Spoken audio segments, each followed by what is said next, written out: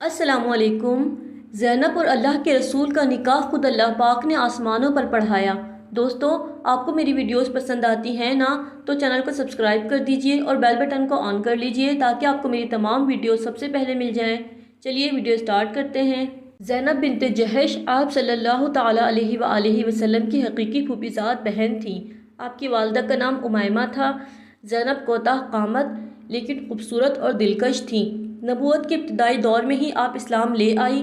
آپ صلی اللہ تعالیٰ علیہ وآلہ وسلم نے اللہ کے حکم پر جب حضرت زینب کے لیے اپنے لے پالک بیٹے زید بن حارثہ کا پیغام بھیجا۔ اس پیغام پر زینب اور ان کے اہل و عیال کو خفیف سا اعتراض تھا، کیونکہ قریش اور خصوصاً خاندان ہاشم کو عرب میں ایک خاص مقام حاصل تھا اور زید بن حارثہ ایک غلام تھے۔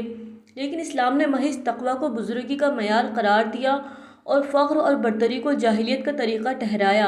زید اگرچہ بظاہر غلام تھے لیکن وہ مسلمان اور صالح مرد تھے، اسی لیے آپ صلی اللہ تعالیٰ علیہ وآلہ وسلم کو ان کے ساتھ زینب کا نکاح کر دینے میں کوئی تکلف نہیں ہوا، اور اللہ اور اس کے رسول کی رضا پر زینب اور ان کے اہل و عیال بھی راضی ہو گئے۔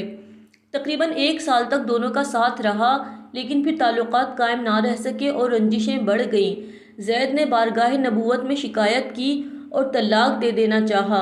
زید آپ صلی اللہ تعالیٰ علیہ وآلہ وسلم کی خدمت میں آئے اور عرض کی کہ زینب مجھ سے زبان درازی کرتی ہیں اور میں ان کو طلاق دینا چاہتا ہوں، لیکن آپ صلی اللہ علیہ وآلہ وسلم بار بار ان کو سمجھاتے کہ طلاق نہ دیں۔ قرآن مجید میں ان الفاظ میں آتا ہے، اور جبکہ تم اس شخص سے جس پر خدا نے اور تم نے احسان کیا تھا یہ کہتے تھے کہ اپنی بیوی کو نکاح میں لیے رہو اور خدا سے خوف کرو، لیکن یہ نکاح برقرار نہ رہ سکا۔ نبی کریم صلی اللہ تعالیٰ علیہ وآلہ وسلم کے فرمانے سے حضرت زینب نے یہ رشتہ منظور تو کر لیا تھا، لیکن ان کے نزدیک یہ ان کی شان کے خلاف تھا، چونکہ اعلیٰ خاندان کی تھی، اسی لیے ایک غلام کی نسبت ان کے لیے ناخوشگوار تھی، اور اسلام نے ہر حال میں مرد اور عورت کی منظوری کو اولیت دی ہے، اور یقیناً اس فیصلے میں اللہ پاک کی حکمت موجود تھی جس کا ابھی ہم ذکر کریں گے۔ آپ رضی اللہ تعالیٰ عنہ مطلقہ ہو گئیں تو آپ صلی اللہ علیہ وآلہ وسلم نے ان کی دلجوئی کے لیے خود ان سے نکاح کر لینا چاہا، لیکن عرب میں اس وقت منہ بولے بیٹے کو اصلی بیٹے کے برابر سمجھا جاتا تھا، اسی لیے عام لوگوں کی باتوں کے خیال سے آپ تھوڑا تعامل فرماتے تھے، اور یقیناً جاہلیت کی اسی رسم کو مٹانا اللہ پاک کو مقصود تھا، اس لیے یہ آیات نازل ہوئیں، اور تم اپنے دل میں وہ بات چھپاتے ہو جس کو خدا ظاہر کر دینے والا ہے، اور تم لوگوں سے ڈرتے ہو، حالانکہ ڈرنا تو صرف خدا سے چاہیے۔ پھر جب حضرت زینب کی عدت پوری ہو گئی تو اللہ پاک کا حکم آنے پر آپ صلی اللہ علیہ وآلہ وسلم نے زید سے فرمایا کہ تم زینب کے پاس میرا پیغام لے کر جاؤ۔ پیغام سننے کے بعد حضرت زینب رضی اللہ تعالیٰ عنہا نے کہا، میں اس بات کا کوئی جواب نہیں دے سکتی جب تک کہ میں اپنے رب سے مشورہ نہ کر لوں، اور پھر اٹھ کر مصلی پر پہنچی، سر مبارک کو سجدے میں رکھا اور عرض کی، اے اللہ، تیرے نبی صلی اللہ علیہ وآلہ وسلم نے مجھے پیغام بھیجا ہے، اگر میں اس کی زوجیت کے لائق ہوں تو مجھے ان کی زوجیت میں دے دے۔ اس وقت نبی کریم صلی اللہ تعالیٰ علیہ وآلہ وسلم حضرت عائشہ صدیقہ رضی اللہ تعالیٰ عنہ کے ساتھ مصروف گفتگو تھے کہ اچانک آپ صلی اللہ علیہ وآلہ وسلم پر وحی کے آثار نمودار ہوئے۔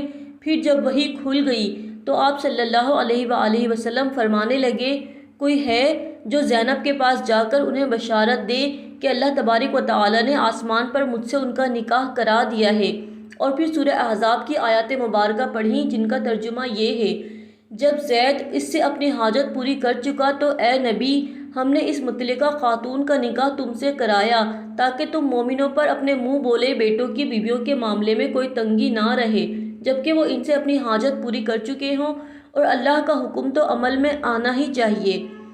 آپ رضی اللہ تعالیٰ عنہ کی ایک خصوصیت یہ بھی ہے کہ آپ کے نکاح میں آیات حجاب نازل ہوئیں، جس کی وجہ یہ تھی کہ ولیمے کی دعوت پر جو لوگ مدعو تھے ان میں سے چند آدمی کھانا کھا کر باتیں کرنے لگے۔ اسی مکان میں زینب بھی بیٹھی ہوئی تھیں اور ان کا منہ دیوار کی طرف تھا۔ آپ صلی اللہ علیہ وآلہ وسلم حضرت زینب کی تکلیف کے خیال سے بار بار آتے جاتے، آپ کی آمد و رفت کو دیکھ کر بعضوں کو خیال ہوا اور اٹھ کر چلے گئے۔ تب یہ آیات نازل ہوئیں کہ اے ایمان والو، نبی کے گھروں پر مت جایا کرو مگر جس وقت تم کو کھانے کے لیے اجازت دی جائے، پھر جب کھانا کھا چکو تو اٹھ کر چلے جایا کرو اور باتوں میں جی لگا کر مت بیٹھے رہا کرو، اس بات سے نبی کو ناگواری پیدا ہوتی ہے سو وہ تمہارا لحاظ کرتے ہیں، لیکن اللہ تعالیٰ صاف بات کہنے سے لحاظ نہیں کرتا ہے، اور جب تم ان سے کوئی چیز مانگو تو پردے سے باہر مانگو۔ اسی طرح حضرت زینب رضی اللہ تعالیٰ عنہ اس بات کا فخر سے ذکر کرتی کہ ان کا نکاح مبارک خود اللہ پاک نے آسمانوں پر پڑھوایا ہے۔ آپ اعلیٰ اخلاق رکھتی تھیں۔ ام سلمہ فرماتی ہیں زینب نیک، روزے دار اور نماز گزار تھیں، جبکہ حضرت عائشہ فرماتی ہیں میں نے کوئی عورت زینب سے زیادہ دیندار، زیادہ پرہیزگار، زیادہ راست گفتار، زیادہ فیاض، مخیر اور خدا کی رضا جوئی میں زیادہ سرگرم نہیں دیکھی۔ فقط مزاج میں ذرا تیزی تھی جس پر ان کو بہت جلد ندامت بھی ہوتی تھی۔ حق گوئی کا یہ عالم تھا کہ جب حضرت عائشہ رضی اللہ تعالیٰ عنہ پر واقع افق میں تہمت لگائی گئی اور اس تہمت میں خود زینب کی بہن حمنہ بھی شریک تھیں، آپ صلی اللہ تعالیٰ علیہ وآلہ وسلم نے جب ان سے عائشہ کی اخلاقی حالت کے بارے میں دریافت کیا تو انہوں نے صاف لفظوں میں کہہ دیا مجھ کو عائشہ کی بھلائی کے سوا کسی چیز کا علم نہیں۔ ایک مرتبہ آپ صلی اللہ تعالیٰ علیہ وآلہ وسلم نے ازواج مطہرات سے فرمایا تم میں سے مجھ سے جنت میں وہ جلد ملے گی جس کا ہاتھ لمبا ہوگا۔ آپ کا اشارہ فیاضی کی طرف تھا، لیکن ازواج مطہرات اس کو حقیقت سمجھیں، چنانچہ اپنے ہاتھوں کو ناپا کرتی تھیں۔ زینب اپنی فیاضی کی بنا پر اس پیشنگوئی کا مصداق ثابت ہوئیں۔ ازواج مطہرات میں سب سے پہلے انتقال کیا۔ آپ کے انتقال پر غربا اور مساکین میں کھلبلی مچ گئی، کیونکہ ان کا بہت خیال رکھا کرتی تھیں۔